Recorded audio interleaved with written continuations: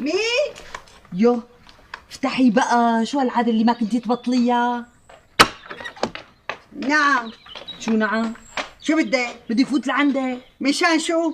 بلا غلاظة امزكي. ايه روحي خليكي برا. ليش شو مزعلتيني وليه؟ لسه من يومين كنتي عندي. شوفي فريال، انا لا عاد بدي اياك تفوتي بيتي ولا انا فوت بيتك. انت من عندك وانا من عندي. يا فريال خانم اللي كان عم زعيم الحاره. وليش عم تتمسخري وليه؟ ليش مالك دريانه يا شرنه؟